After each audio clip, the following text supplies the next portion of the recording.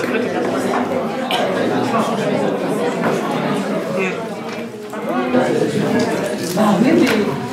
Allez, bonsoir à toutes et à tous. Merci de votre présence. Mesdames, Messieurs les conseillers municipaux, Mesdames et Messieurs les administrés présents dans cette salle qui assistent à ce conseil, Messieurs les représentants de la presse, Mesdames et Messieurs les Marquois qui nous suivent sur les réseaux sociaux, sur le Facebook de la ville en direct, permettez-moi de vous adresser à toutes et à tous mes meilleurs vœux pour cette année 2017. Une année qui, comme tous les ans, sera une année passionnante, digne d'intérêt et qui sera vécue à 100 à l'heure pour la commune de Marcq et pour ses élus. Voilà, je vous souhaite donc à toutes et à tous une bonne santé, beaucoup de réussite dans tout ce que vous allez entreprendre, beaucoup de bonheur familial, professionnel et personnel. Et puis, je vous souhaite que tous vos rêves et vos désirs se réalisent. Pas trop de folie, hein. Vous avez vu, on a limité le nombre de chocolats mis à disposition des élus parce qu'on ne veut pas que vous preniez trop de poids tout de suite dès le début d'année. Voilà, on pense à vous. Hein, tous les deux. Vraiment. Carré au chocolat, absolument. Voilà. Carré au chocolat. Alors, je rappelle également que pour les élus qui ne l'ont pas encore récupéré, des agendas 2017 sont à votre disposition auprès du service communication. Il suffit simplement que vous appeliez Madame Guadin et on vous transmettra votre agenda. Voilà. Alors, donc tout simplement, avant de commencer, vous rappelez que vous avez des petits chocolats sur la table qui ont été préparés par la maison de Pécaire à Marcq et que, vous le savez déjà, mais les vœux de la municipalité se dérouleront le vendredi 13 janvier à 19h au complexe des Drianes. Enfin, ceci étant dit, on va pouvoir passer à nos délibérations et il convient donc de désigner le secrétaire de séance, Monsieur William. Secrétaire de séance, ça te va? Motivé toujours. Est-ce que quelqu'un est contre ou s'abstient? Non, c'est bon, on est d'accord pour que ce soit Quentin. Quentin, désigné à l'unanimité, félicitations. On peut donc procéder à l'appel. Veuillez répondre par présent à l'appel de votre nom, Monsieur Dumont Pierre-Henri. Présent. Monsieur Lefebvre Raymond. Présent. Madame Desaigne Véronique. Présent.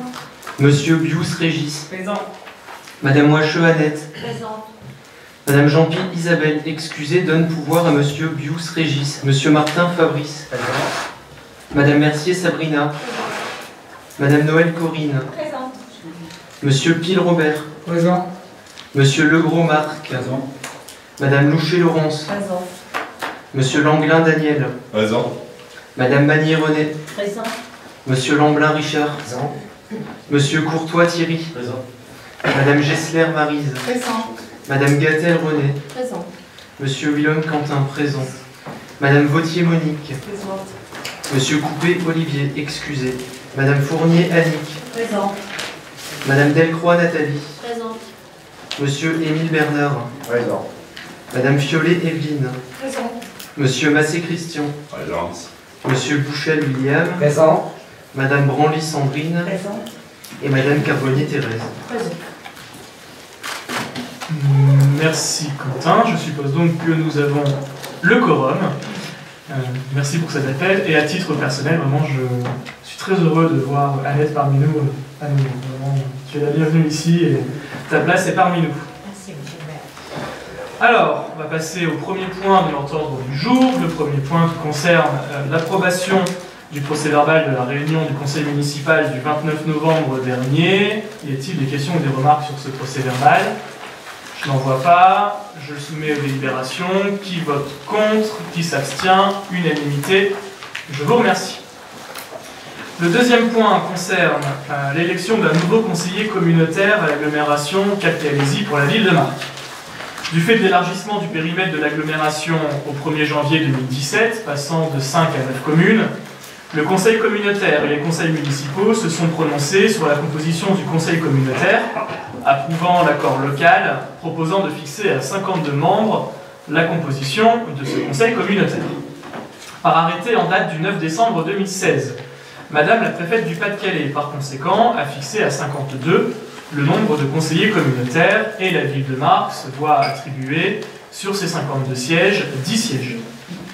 9 conseillers communautaires ayant été élus en 2014 à l'issue du renouvellement complet du conseil municipal, il y a lieu de procéder à l'élection d'un 10e conseiller communautaire Son élection s'effectue parmi les membres du conseil municipal au scrutin de liste à un tour.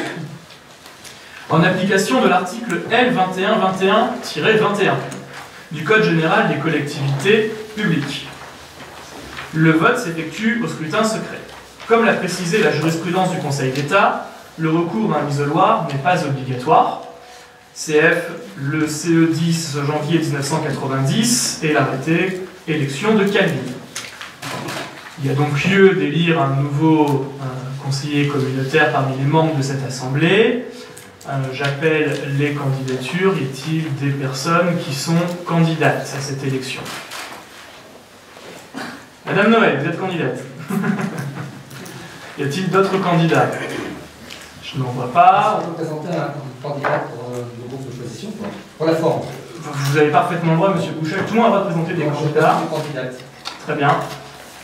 Alors, donc, on va vous distribuer des bulletins. Alors, un bulletin qu'on avait imprimé pour Madame Noël, et un bulletin blanc qui vous permettra d'écrire le nom. Quelle est la candidate que vous... Madame Branly. Très bien. Ce qui veut donc dire... Oui, non, je comprends. Non, mais bien sûr. Tout le monde a le droit d'être candidat. Vous comprenez bien. Donc je rappelle que ce scrutin est un scrutin de liste, mais une liste à un nom, et que nous devons élire un conseiller complémentaire, chacun donc inscrit vote pour la personne qu'il désire, et nous découvrons ensuite. Voilà. Alors je rappelle que le vote se fait à bulletin secret, qu'il n'y a pas besoin de passer par un isoloir.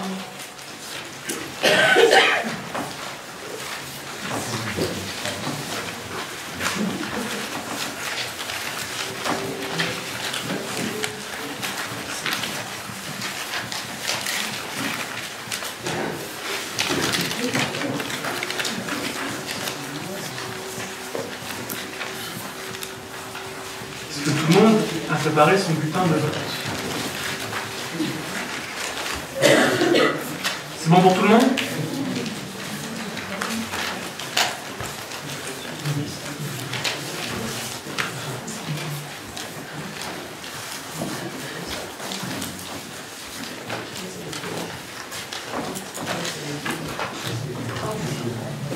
Quentin,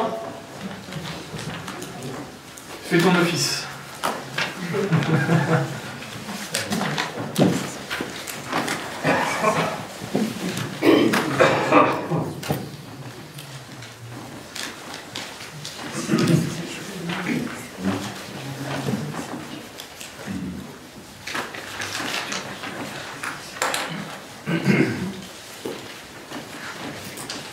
On a pris Quentin parce que c'est le seul qui peut passer.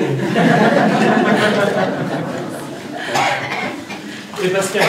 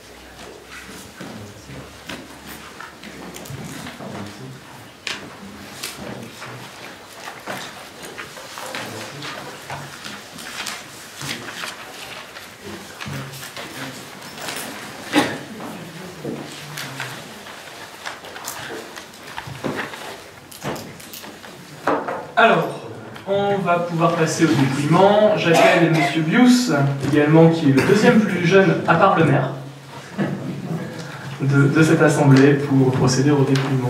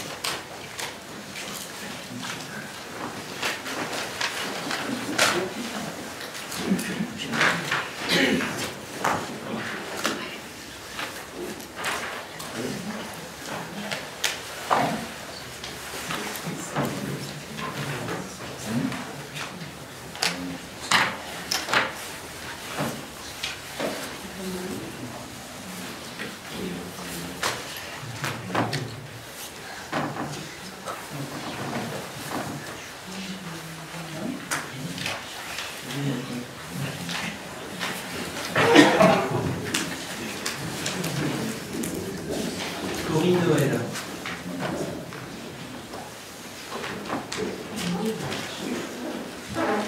Corinne Noël.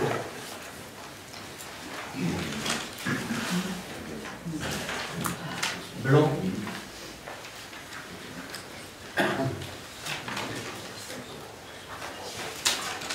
Blanc.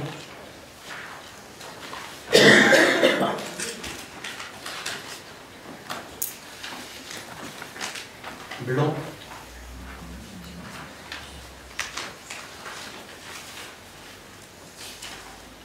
Blanc.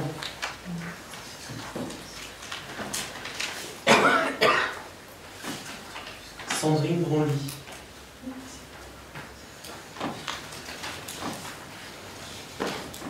Sandrine Branly.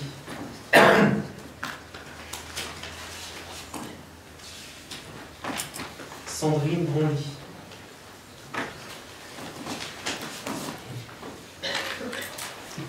Blanc.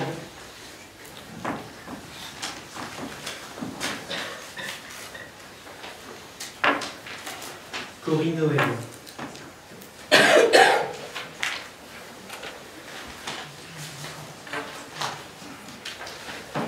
Corinne Noël.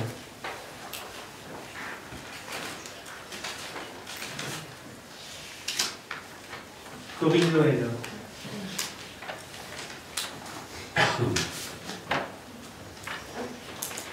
Corinne Noël.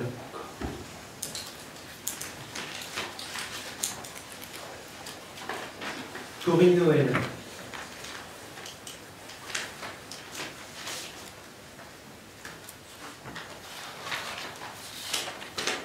Corinne Noël.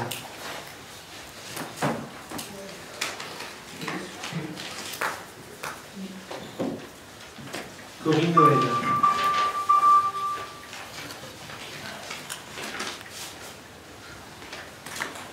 Corinne Noël.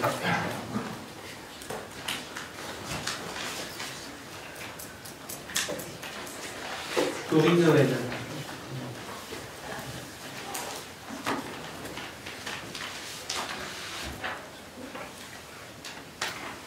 Corinne Noël.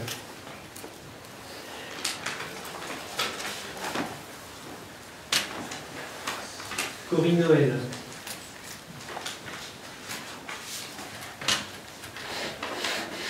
Corinne Noël.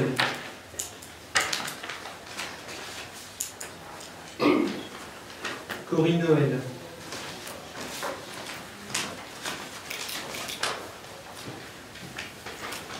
Corinne Noël.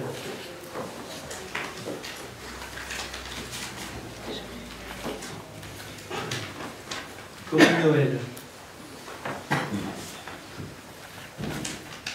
Corinne Noël.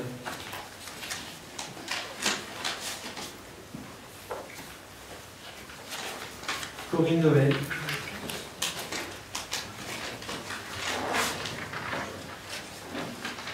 Et Corinne Noël.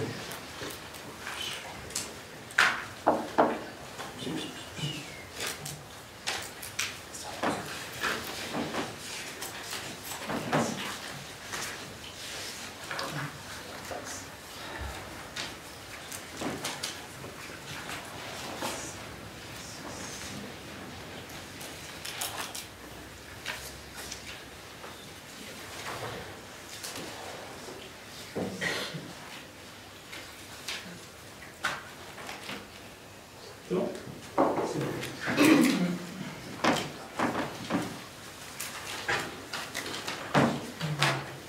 Merci. Merci beaucoup à Quentin, merci à Régis, merci à tous de votre vote. Alors, résultat du vote, inscrit 29, votant 28, nul blanc 5, suffrage exprimé 23, vous n'avez pas fini de remplir.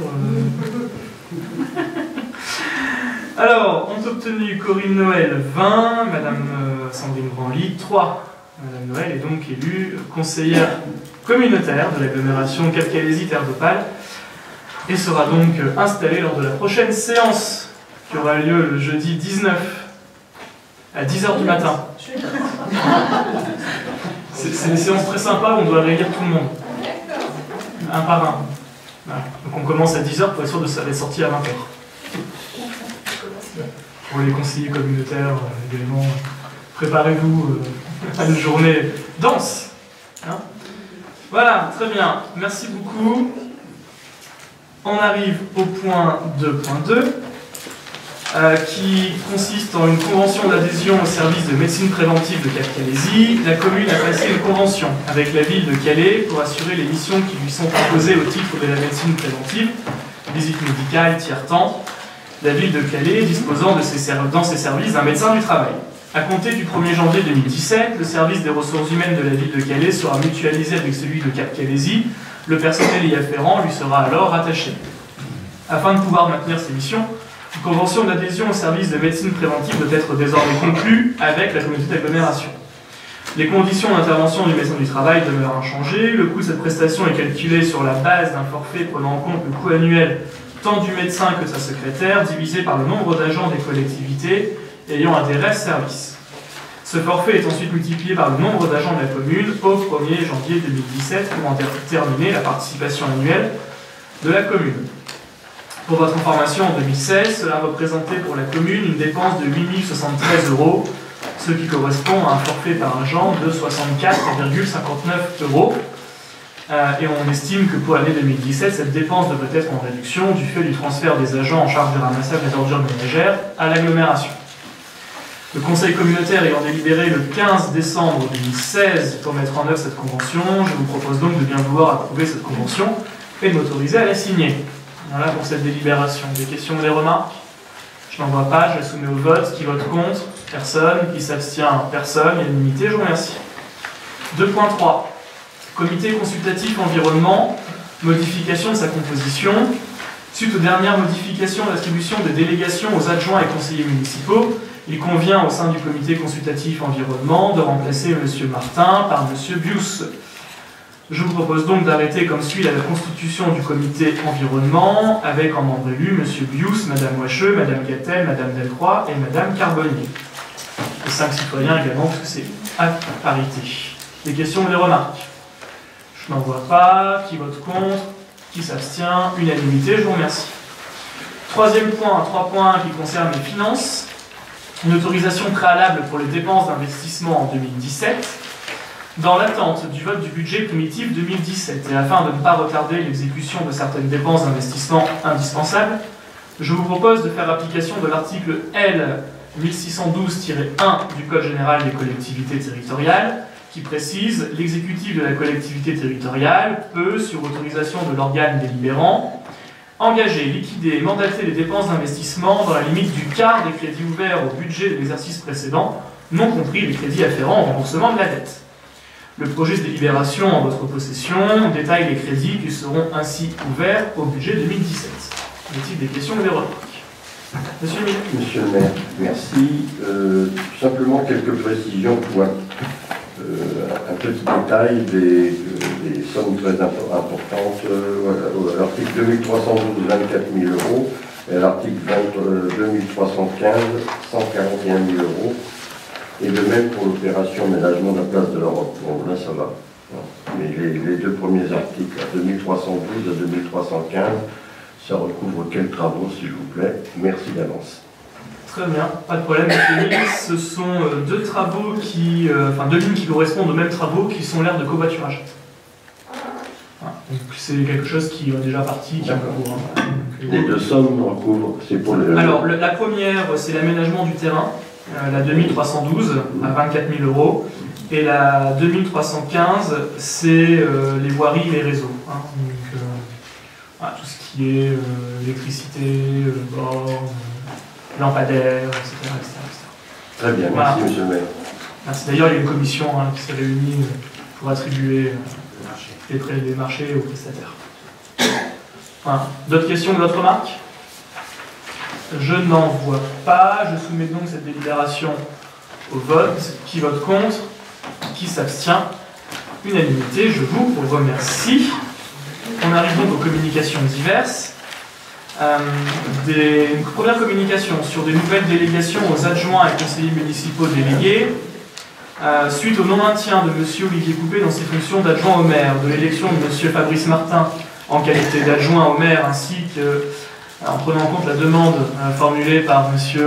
Lamblin, qui pour des raisons professionnelles ne peut plus suivre pleinement les délégations qui lui ont été confiées, j'ai donc pris en date du 1er décembre 2016 plusieurs arrêtés visant à fixer les délégations de fonctions aux adjoints et conseillers municipaux délégués. Ces délégations sont désormais les suivantes. Pour M. Lefebvre, pas de changement. Finances, relations avec les habitants du hameau du Forbert et DM. Pour Mme de Seigne, la politique de la ville, le développement économique, l'intercommunalité, la santé et le personnel communal. Pour M. Bius, l'urbanisme, les travaux, l'environnement. Pour Mme Wacheux, l'emploi, la formation et l'économie sociale et solidaire. Pour Mme Jean-Pi, la solidarité et le logement. Pour M. Martin, les transports, le centre social et les animations. En ce qui concerne les conseillers délégués, Mme Mercier, la petite enfance. Mme Loucher, sport et association. M. Legros, sécurité, environnement et risque nucléaire, puisque maintenant on est rentré dans la zone de la centrale. Madame Noël, éducation et jeunesse. Monsieur Langlin, le jumelage. Et Monsieur Pile, les fêtes et cérémonies. Voilà. Un point sur les travaux. Les travaux de voirie, tout d'abord, rue de Bretagne. Les réseaux téléphoniques seront passés sous fourreau en janvier. Les tracés des places de stationnement seront réalisés au plus tard, au printemps prochain. La rue des Cyprès, une réunion de démarrage de chantier est prévue avec les entreprises attributaires courant janvier. Alors vous savez qu'on a eu un affaissement de chaussée à proximité du passage à niveau de la rue Pasteur entre le 5 et le 9 décembre 2016. Le service assainissement de l'agglomération Cap-Calaisie est intervenu sur le réseau d'eau usée du passage à niveau numéro 56 à l'angle des rues Calmette et Pasteur pour un problème de mise en charge du réseau. Il faut savoir qu'on a régulièrement des problèmes de mise en charge à ce niveau-là. Des pompages d'effluents et plusieurs tentatives de curage ont été effectuées sur le réseau situé sous le passage à niveau, à plus de 4 mètres de profondeur. Ces opérations ont dû être interrompues car les appareils de curage se sont bloqués à quelques mètres à l'intérieur de la conduite. Un passage caméra a donc été envisagé. Le 10 décembre 2016, la chaussée s'est affaissée. Par mesure de précaution, le département a procédé à la mise en sécurité du site en bloquant l'accès sur le passage à niveau et en installant une déviation. Des investigations complémentaires ont été menées du 12 au 14 décembre dernier. L'inspection télévisée réalisée par Aquatest a permis de détecter une casse sur le réseau d'assainissement. Il en est suivi la mise en place d'un système de refoulement avec passage sous les rails et l'installation d'une pompe pour permettre l'évacuation des eaux usées collectées en amont du passage à niveau jusqu'au poste de la rue des Sapins, ce qu'on appelle un DIPAS. Du 15 au 23 décembre, les entreprises ont mis en place des signalisations temporaires pour permettre l'interdiction du passage des véhicules de plus de 3,5 tonnes dans le sens marque les attaques, un itinéraire de délestage sur la voie latérale parallèle à la voie de chemin de fer pour permettre aux habitants des secteurs rue Calmette et Pasteur de rejoindre la rue Pascal sans traverser le passage à niveau. Et il est prévu une réunion technique à Cap-Calaisie ce jeudi 5 janvier à 14h30 pour définir les modalités techniques relatives aux travaux complémentaires à mener en concertation avec les différents acteurs, SNCF, Ville de Marque et agglomération de Cap-Calaisie. Ce qui concerne les travaux de bâtiment, sur la ferme des Aigrettes, le maître d'œuvre, qui est le cabinet Apsis de Calais, a démarré son étude. Une première réunion de travail avec les futurs utilisateurs est prévue le 4 janvier. Une seconde réunion avec les financeurs potentiels, CAF et département, est prévue la 3e semaine de janvier. L'objectif est de faire la consultation d'entreprise en mars, le démarrage des travaux en mai, pour une fin prévue en août. Et donc l'aménagement pour les futurs utilisateurs interviendra, l'emménagement commencera et interviendra en septembre 2017. Sur le point C, les travaux d'aménagement extérieur, réalisation d'un terrain de street workout.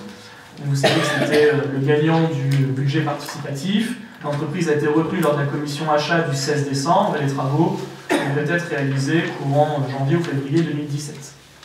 Pour la réalisation et l'aménagement d'une aire de covoiturage, on en parlait tout à l'heure, les entreprises ont été retenues lors de la commission achat du 16 décembre.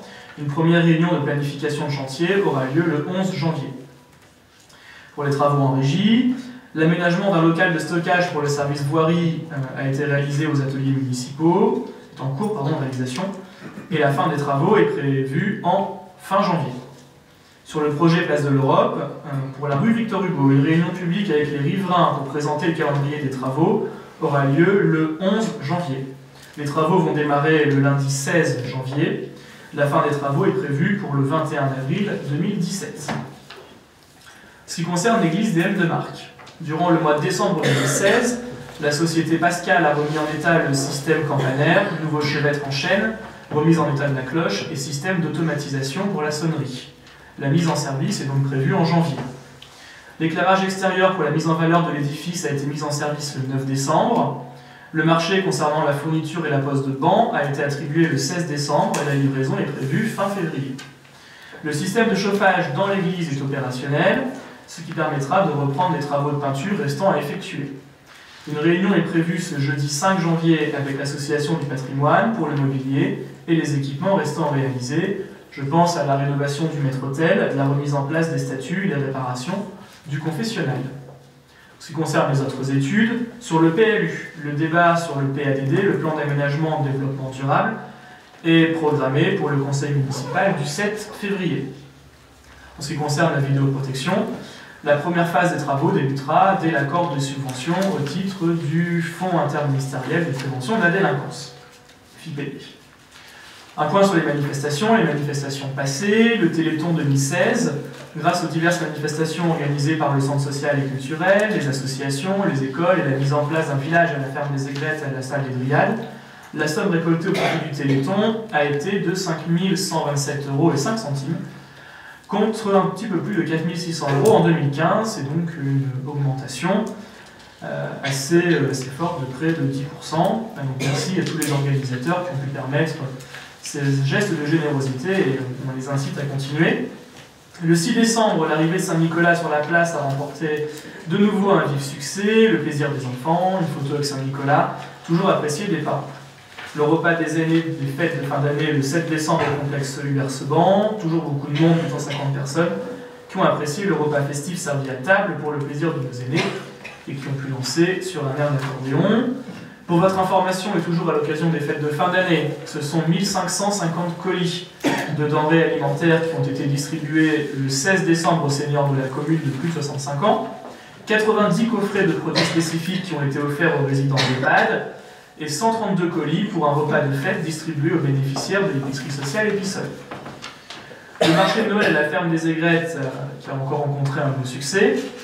Beaucoup de monde pour des achats de Noël grâce aux divers produits proposés dans les chalets, tout accompagné de musique gospel, jongleurs de feu, traîneaux illuminés, fanfaradés. Merci à M. Philipson pour la programmation.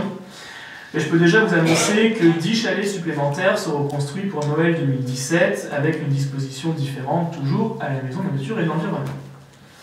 Pour la collecte de jouets du Conseil municipal des jeunes, la deuxième collecte de Noël, encore plus de jouets ramassés que l'année dernière et 300 jouets récupérés. Donc merci à tous les Marquois de leur générosité et puis donc ça a été distribué à l'hôpital.